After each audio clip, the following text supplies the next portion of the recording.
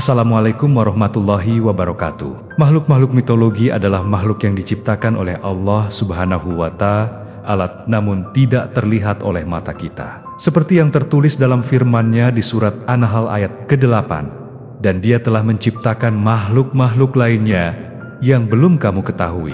Penggalan ayat tersebut menunjukkan bahwa Allah Maha Pencipta segala sesuatu dari yang terlihat maupun yang gaib. Seperti makhluk mitologi dalam Islam yang berhasil kami rangkum yang juga harus diyakini keberadaannya. Mereka memiliki sifat, bentuk dan tugas yang berbeda-beda. Apa saja makhluk-makhluk tersebut?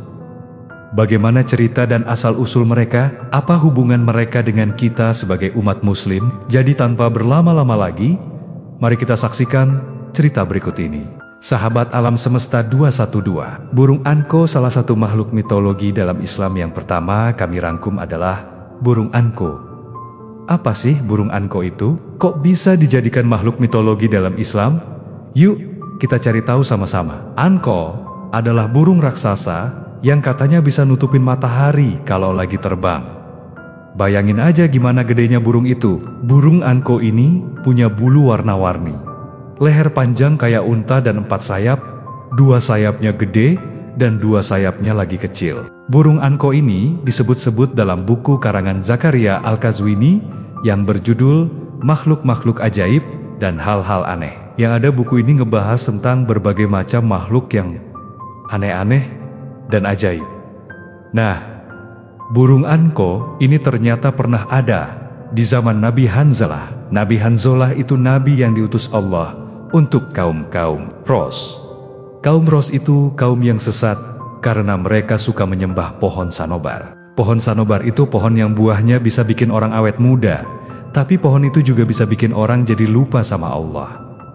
Makanya kaum Ros itu jadi kafir dan durhaka. Burung anko ini suka banget makan hewan-hewan gede, kayak unta, gajah, sama kuda. Kadang-kadang dia juga makan manusia. Apalagi anak-anak burung anko ini jahat banget. Makanya penduduk Ros yang masih ada, yang beriman, mereka minta tolong sama Nabi Hanzalah. Nabi Hanzalah pun berdoa sama Allah supaya burung anko ini dimusnahkan. Allah pun mengabulkan doa Nabi Hanzalah. Dan burung anko ini pun mati terbakar sampai nggak ada lagi keturunannya. Anko ini mirip-mirip sama burung Simurgh dari Persia dan Phoenix dari Mesir kuno. Tapi bedanya anko ini nggak bisa hidup lagi dari abunya kayak burung Phoenix. Anko ini cuma ada di zaman Nabi Hanzalah aja dan sekarang udah punah. Anko ini adalah salah satu contoh makhluk mitologi dalam Islam yang punya cerita yang seru dan penuh hikmah. Dari cerita ini kita bisa belajar bahwa Allah itu Maha Pencipta dan gak ada yang patut disembah selain Dia. Kita juga bisa belajar bahwa Allah itu Maha mendengar dan Maha mengabulkan doa orang-orang yang beriman dan taat. Kita juga bisa belajar bahwa Allah itu Maha Kuasa dan gak ada yang bisa ngelawan kehendaknya. Selanjutnya, makhluk mitologi yang kedua dalam Islam yang mungkin jarang kita dengar, yaitu Dabat al-Ard. Apa itu Dabat al-Ard? Bagaimana bentuknya dan apa perannya dalam sejarah Islam? Mari kita simak bersama. Dabat al-Ard adalah binatang buas atau monster yang akan muncul dari perut bumi menjelang hari kiamat. Nama Dabat al-Ard berarti binatang melata dari bumi. Binatang ini disebut-sebut sebagai salah satu tanda sebelum datangnya hari penghakiman. Allah Subhanahu wa Ta'ala berfirman dalam surah An-Naml ayat 82, dan apabila perkataan telah jatuh atas mereka, kami keluarkan sejenis binatang melata dari bumi yang akan mengatakan kepada mereka bahwa sesungguhnya manusia dahulu tidak yakin kepada ayat-ayat kami. Dari ayat ini kita bisa mengetahui bahwa Dabat al-Ard akan muncul ketika manusia sudah tidak lagi percaya kepada ayat-ayat Allah Subhanahu wa Ta'ala. Binatang ini akan berbicara dengan kata-kata yang fasih dan jelas, sehingga tidak ada yang bisa menyangkal kebenarannya. Dabat al-Ard akan memberikan tanda pengenal kepada orang-orang mukmin dan orang-orang kafir dengan menggunakan tongkat Nabi Musa alaihissalam dan cincin Nabi Sulaiman alaihissalam. Tongkat Nabi Musa akan membuat wajah orang-orang mukmin bersinar, sedangkan cincin Nabi Sulaiman akan membuat hidung orang-orang kafir terlihat. Dengan demikian, tidak ada lagi yang bisa menyembunyikan keimanan dan kekufuran mereka. Lalu bagaimana bentuk Dabat al-Ard? Sayangnya, tidak ada penjelasan yang pas tentang wujud binatang ini. Namun, ada beberapa riwayat yang menyebutkan dari Ibnu Jurais meriwayatkan bahwa Dabat al-Ard memiliki gabungan antara beberapa binatang seperti kerbau, babi, gajah, rusa, harimau dan unta. Menurut Ibnu Abbas radhiyallahu an, binatang ini mempunyai punuk yang panjang yang dapat dilihat oleh orang yang berada di bumi bagian timur dan barat. Wajahnya seperti wajah manusia dan paruhnya seperti paruh burung. Mempunyai banyak bulu di tubuh dan kepalanya. Banyak pendapat lainnya. Namun yang pasti, ukuran tubuh Dabat al-Ard sangatlah besar dan pergerakannya relatif cepat. Dabat al-Ard akan muncul di kota Makkah, tepatnya di sekitar Gunung Shofa, setelah peristiwa matahari terbit dari barat. Dabat al-Ard adalah salah satu makhluk Allah yang memiliki kekuasaan dan kehendak yang tinggi. Binatang ini tidak akan takut kepada siapapun kecuali Allah Subhanahu wa Ta'ala. Sebelum lanjut ke makhluk mitologi yang ketiga, alangkah baiknya untuk teman-teman alam semesta untuk tekan tombol like, komen, share, dan subscribe, agar saya lebih semangat lagi untuk merangkum dan menulis cerita seru lainnya. Al-Jassasah, salah satu makhluk mitologi Islam yang sangat misterius, yaitu Al-Jassasah. Apa itu Al-Jassasah? Bagaimana bentuknya? Dan apa kisahnya dengan Dajjal? Mari kita simak bersama. Al-Jassasah adalah makhluk yang menjadi mata-mata dan pengawal Dajjal yang akan muncul pada akhir zaman. Nama Al-Jassasah berarti mata-mata karena makhluk ini selalu mengintai informasi untuk kemudian disampaikan kepada Dajjal. Al-Jassasah disebut dalam salah satu hadis yang mengisahkan pertemuan antara salah seorang sahabat Nabi dengan Dajjal. Hadis tersebut diriwayatkan oleh Imam Muslim.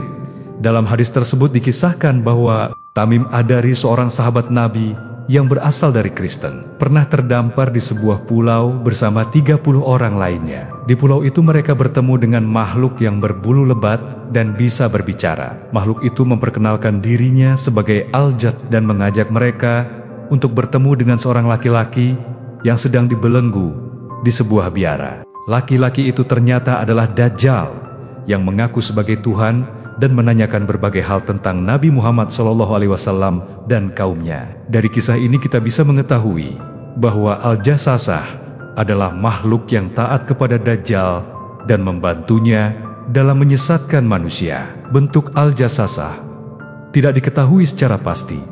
Namun ada pendapat yang mengatakan bahwa Al-Jassasah adalah seekor anjing, babi, atau binatang melata yang berukuran besar. Al-Jassasah akan muncul bersama Dajjal di akhir zaman dan menjadi salah satu tanda besar hari kiamat. Dajjal. Siapa sih yang gak pernah dengar nama Dajjal? Pasti semua orang pernah dengar. Tapi apa sih sebenarnya Dajjal itu? Apa yang akan dia lakukan di akhir zaman? Dan bagaimana kita bisa melindungi diri dari fitnah Dajjal? Yuk kita simak penjelasannya. Dajjal adalah sosok yang akan muncul di akhir zaman untuk menyesatkan umat manusia. Dajjal digambarkan sebagai seorang laki-laki bermata satu yang akan mengaku sebagai Tuhan. Dajjal akan memiliki kekuatan yang luar biasa untuk menyesatkan umat manusia. Dia bisa membuat hujan, tanaman, binatang, bahkan membangkitkan orang mati. Tapi semua itu hanyalah tipu daya Dajjal yang diizinkan oleh Allah Subhanahu wa Ta'ala untuk menguji iman kita. Dajjal adalah salah satu tanda kiamat yang disebutkan oleh Nabi Muhammad SAW. Dalam beberapa hadis, Rasulullah SAW bersabda dari Anas bin Malik, ia berkata, Rasulullah SAW bersabda, tidak ada fitnah yang lebih besar sejak Allah menciptakan Adam hingga hari kiamat daripada fitnah Dajjal. Hadis riwayat Muslim. Dari Haifah bin Asid ia berkata, Rasulullah SAW bersabda, sesungguhnya aku takut terhadap fitnah Dajjal atas kalian. Maka barang siapa yang hidup di antara kalian ketika Dajjal muncul, maka bacalah permulaan surah Al-Kahfi. Hadis riwayat Tirmizi. Dari hadis-hadis di atas, kita bisa tahu bahwa Dajjal adalah makhluk yang nyata bukan fiktif. Kita juga bisa tahu bahwa Dajjal akan muncul di akhir zaman, di sebelah timur, dan diikuti oleh banyak orang, terutama orang-orang Yahudi. Kita juga bisa tahu bahwa Dajjal adalah fitnah yang sangat besar, yang bisa mengoyahkan iman kita. Kita juga bisa tahu bahwa salah satu cara untuk melindungi diri dari fitnah Dajjal adalah dengan baca permulaan surah Al-Kahfi. Kita juga tahu nanti setelah kemunculan Dajjal di muka bumi dan menyebabkan fitnah di mana-mana, Allah mengutus seorang nabi, yakni Nabi Isa. Kenapa harus Nabi Isa yang diutus? Kenapa bukan Nabi Muhammad? Jadi gini teman-teman, ada beberapa alasan mengapa Allah memilih Nabi Isa untuk tugas ini. Di antaranya adalah membuktikan bahwa Nabi Isa masih hidup dan bukan Tuhan seperti yang diklaim oleh Dajjal dan kaum Nasrani. Mengembalikan Nabi Isa ke asalnya, yaitu tanah, karena ia juga diciptakan dari tanah dan akan kembali ke tanah. Menjalankan kewajiban jihad, karena Nabi Isa adalah mujahidin yang berjihad di jalan Allah.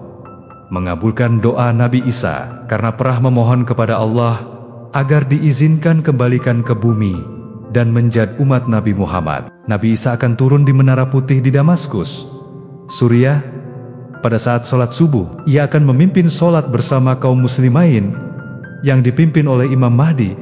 Setelah itu, ia akan berangkat menuju pintu Lut di Palestina, tempat Dajjal dan pengikutnya berkumpul. Di sana ia akan menghadapi Dajjal dan melemparnya dengan tombaknya. Dajjal akan terluka dan berlari ketakutan.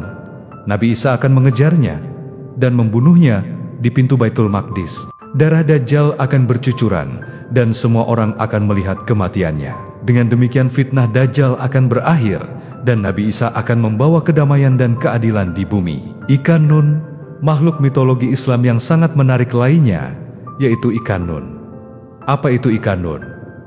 Bagaimana kisahnya dengan Nabi Yunus alaihissalam? Dan apakah ikan Nun masih hidup sampai sekarang? Mari kita simak bersama. Ikan Nun adalah ikan raksasa yang menelan Nabi Yunus alaihissalam ketika beliau meninggalkan kaumnya tanpa izin dari Allah Subhanahu wa Ta'ala. Ikan Nun memiliki ukuran yang sangat besar dan kemungkinan berbentuk seperti ikan paus. Hanya saja ukurannya lebih besar dari ikan paus dan dipercaya sebagai ikan terbesar di dunia. Namun wujud sebenarnya hanya diketahui oleh Allah Subhanahu wa Ta'ala. Kisah Nabi Yunus alaihissalam dan ikan Nun terdapat dalam Al-Quran surah Al-Anbiya ayat 87 sampai 88 dan surah Asfat ayat 139 sampai ke 148. Dalam kisah tersebut, Nabi Yunus alaihissalam diutus untuk berdakwah kepada kaum Ninawa yang menyembah berhala. Namun, setelah berdakwah selama 33 tahun, tidak ada yang mau beriman kepada Allah Subhanahu wa Ta'ala. Nabi Yunus alaihissalam merasa putus asa dan memperingatkan datangnya azab dari Allah Subhanahu wa Ta'ala. Kemudian beliau pergi meninggalkan kaumnya tanpa izin dari Allah. Nabi Yunus menaiki sebuah kapal yang berlayar di laut. Di tengah perjalanan kapal tersebut mengalami badai hebat yang mengancam keselamatan penumpangnya. Orang-orang di kapal memutuskan untuk mengundi siapa yang harus melompat ke laut agar kapal tidak tenggelam. Nama Nabi Yunus keluar sebanyak 3 kali berturut-turut. Maka Nabi Yunus alaihissalam pun melompat ke laut dan ditelan oleh ikan Nun. Nabi Yunus alaihissalam berada dalam perut ikan Nun selama 40 hari.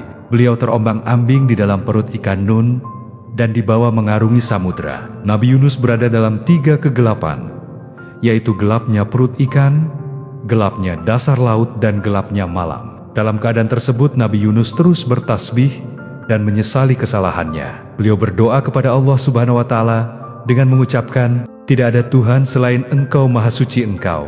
Sungguh, aku termasuk orang-orang yang zalim." Allah Subhanahu wa Ta'ala menerima doa Nabi Yunus dan memerintahkan ikan Nun untuk memuntahkannya ke daratan. Nabi Yunus keluar dari perut ikan Nun dengan keadaan kurus lemah dan kulit yang mengelupas. Allah Subhanahu wa Ta'ala menumbuhkan pohon labu untuk Nabi Yunus alaihissalam. Buahnya mudah dimakan dan daunnya dapat dijadikan selimut. Setelah pulih, Nabi Yunus alaihissalam kembali ke Ninawa dan baru mengetahui bahwa kaumnya sudah bertobat dan beriman kepada Allah Subhanahu wa Ta'ala. Burung ababil, makhluk mitologi Islam yang sangat menakjubkan. Apa itu burung ababil? Bagaimana kisahnya dengan pasukan gajah? Dan apa makna yang bisa kita ambil dari kisah ini? Kita simak bersama. Burung ababil adalah burung yang memiliki sejarah penting dalam agama Islam. Burung ini tercatat dalam Al-Quran sebagai hewan yang dikirim oleh Allah Subhanahu wa Ta'ala untuk melindungi Ka'bah dari serangan pasukan gajah yang hendak merusaknya. Dalam Al-Quran surat Al-Fil ayat 3 disebutkan bahwa, dan dia mengirimkan kepada mereka burung yang berbondong-bondong. Kisah ini terjadi pada tahun 570 Masehi, ketika Raja Abraha, seorang gubernur Yaman yang bawahan kerajaan Aksum, ingin menghancurkan Ka'bah dengan membawa pasukan gajah yang besar dan kuat. Abraha memiliki dendam kepada Ka'bah karena ia telah membangun gereja besar di sana yang ingin menjadikan pusat ibadah seluruh Arab. Namun tidak ada yang mau datang ke sana. Abraha merasa tersaingi oleh Ka'bah yang menjadi tempat suci bagi orang-orang Arab. Abraha pun memimpin pasukan gajah menuju Makkah. Di tengah perjalanan ia menghancurkan dan merampas semua yang ada di depannya, termasuk unta Abdul Muthalib. Kakek Nabi Muhammad, Abdul Muthalib, datang menemui Abraha untuk meminta kembali untanya. Namun Abraha mengejeknya dan berkata, "Kamu datang kepadaku untuk meminta unta, padahal aku datang untuk menghancurkan rumah Tuhanmu." Abdul Muthalib pun menjawab dengan tenang, "Unta adalah milikku, sedangkan rumah itu adalah milik Allah. Dia akan melindunginya dari orang-orang yang ingin merusaknya." Abdul Muthalib pun kembali ke Mekah dan memerintahkan penduduknya untuk mengungsi ke bukit-bukit. Ia bersama dengan orang-orang Quraisy berdoa kepada Allah Subhanahu wa Ta'ala agar menyelamatkan Ka'bah dari ancaman Abraha. Allah Subhanahu wa Ta'ala pun mendengar doa mereka dan mengirimkan bantuan berupa burung ababil. Burung-burung ini membawa batu-batu panas dari neraka yang dilemparkan kepada pasukan gajah. Setiap yang terkena batu itu akan binasa. Pasukan gajah pun kocar-kacir dan lari terbirit-birit. Abraha sendiri terluka parah dan meninggal dalam keadaan hina. Buruk adalah makhluk yang telah mengangkut Nabi Muhammad SAW ke surga. Siapakah sebenarnya buruk? Bagaimana bentuk dan sifatnya? Bagaimana kisahnya dalam perjalanan Isra Mi'raj? Mari kita simak bersama. Buruk adalah salah satu nama mulia yang diberikan oleh Allah kepada makhluk yang diciptakan dari cahaya sejenis jin yang memiliki kecepatan dan kekuatan yang luar biasa, namun tidak sekuat malaikat. Buruk berasal dari kata bar yang berarti kilat atau cahaya. Karena makhluk ini dapat melesat seperti kilat atau cahaya, buruk digambarkan sebagai binatang putih dengan kepala manusia dan badan setengah keledai dengan sayap di sisinya. Namun ada juga yang mengatakan bahwa buruk menyerupai kuda dengan kepala seorang wanita dan ekor burung merak atau burung putih yang besar.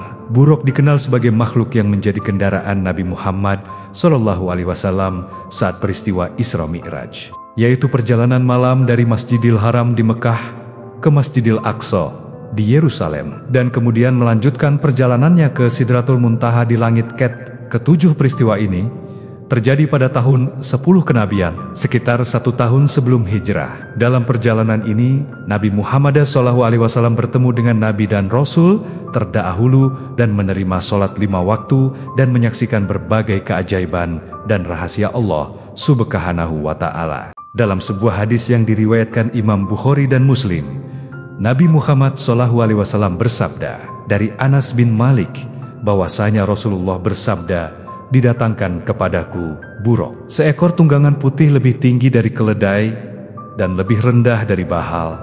Ia berupaya meletakkan telapak kakinya di ujung pandangannya. Setelah menungganginya, maka buruk itu berjalan membawaku hingga sampai ke Baitul Maqdis. Aku ikat tunggangan itu di tempat biasanya para nabi mengikat tunggangannya." Dari hadis ini kita dapat mengetahui bahwa buruk adalah makhluk yang sangat istimewa karena ia dapat menempuh jarak yang sangat jauh dalam waktu yang sangat singkat, dan ia hanya dapat ditunggangi oleh para nabi dan rasul. Buruk juga memiliki sifat yang taat dan patuh kepada Allah dan Rasul-Nya karena ia tidak pernah menolak atau mengeluh saat ditugaskan untuk mengangkut Nabi Muhammad Sallallahu Alaihi Wasallam. Yakjuj dan Makjuj. Siapa sih yang gak penasaran sama Yakjuj dan Makjuj? Pasti semua orang pengen tahu tentang Yakjuj dan Makjuj. Apa sih sebenarnya Yakjuj dan Makjuj itu? Dari mana asalnya? Apa yang bakal mereka lakukan di akhir zaman? Dan bagaimana kita ngelindungi diri dari bahaya Yakjuj dan Makjuj? Kita simak sama. Yakjuj dan Makjuj adalah dua suku yang sangat banyak jumlahnya, bahkan lebih banyak dari manusia biasa. Perbandingannya adalah 1:999 antara manusia umumnya dengan Yakjuj dan Makjuj. Mereka adalah keturunan Nabi Nuh alaihissalam dari anaknya yang bernama Yafits. Mereka tinggal di belahan bumi timur, di balik tembok besar yang dibangun oleh Zulkarnain. Zulkarnain itu adalah seorang raja yang saleh, yang sering berkeliling dunia untuk menegakkan keadilan. Zulkarnain membantu suatu kaum yang minta perlindungan dari gangguan Yakjuj dan Makjuj. Zulkarnain pun membangun tembok dari besi dan tembaga yang sangat kuat dan tinggi, sehingga Yakjuj dan Makjuj tidak bisa melewati atau bahkan menghancurkan tembok tersebut sampai waktu yang ditentukan. Yakjuj dan Makjuj itu digambarkan sebagai orang-orang yang bermuka lebar, bermata sipit, berambut merah, dan berbadan pendek. Mereka sangat jahat, kasar, rakus, dan suka merusak. Mereka nggak kenal sama Allah, nggak punya agama, nggak punya aturan, nggak punya rasa kasih sayang. Mereka cuma mau ngejar hawa nafsu dan kepentingan sendiri. Mereka suka makan apa aja, termasuk manusia, binatang, tanaman, bahkan tanah. Mereka juga suka membunuh, merampok, meracuni, dan ngejar-ngejar orang yang gak suka sama mereka. Terus, bagaimana kita bisa melindungi diri dari Yakjuj dan Makjuj? Jadi, teman-teman, untuk melindungi diri kita dari bahayanya Yakjuj dan Makjuj ini, cuman satu, teman-teman, yaitu lari.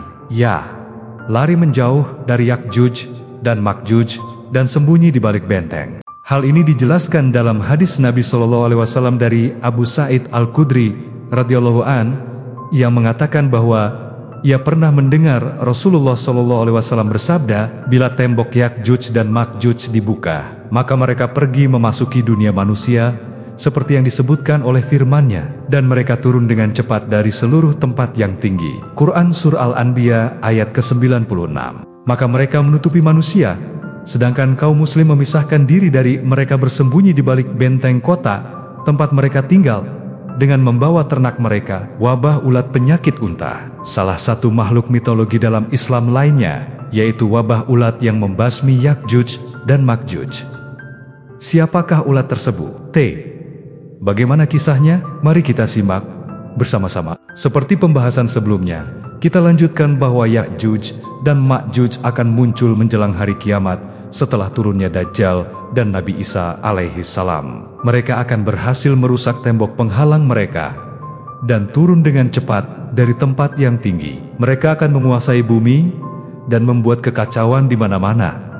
Mereka akan meminum air sungai dan danau hingga kering. Mereka akan menantang penduduk langit dan melemparkan tombak ke udara. Mereka akan mengancam keselamatan Nabi Isa alaihissalam dan para pengikutnya yang berlindung di atas gunung. Lalu bagaimana cara menghentikan Yakjuj dan Makjuj? Apakah ada yang bisa melawan mereka? Ternyata Allah Subhanahu wa Ta'ala telah menyiapkan cara untuk membinasakan mereka. Allah Subhanahu wa Ta'ala akan mengirimkan wabah ulat yang akan menyerang Yakjuj dan Makjuj. Ulat tersebut dikenal dengan nama ulat penyakit unta. Ulat itu akan menggerokoti tengguk mereka hingga mereka mati semua. Lalu Allah Subhanahu wa Ta'ala akan mengirimkan burung-burung besar yang akan membawa bangkai Yakjuj dan Makjuj dan melemparkannya ke laut. Kemudian Allah Subhanahu wa Ta'ala akan mengirimkan hujan yang akan membersihkan bumi dari kotoran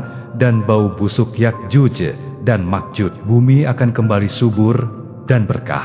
Subhanallah, betapa besar kuasa Allah Subhanahu wa Ta'ala mampu menghancurkan bangsa yang sombong dan zalim dengan cara yang tak terduga. Allah Subhanahu wa Ta'ala juga mampu menyelamatkan hamba-hambanya yang beriman dan bertawakal kepadanya. Dari kisah ini, kita bisa mengambil beberapa pelajaran.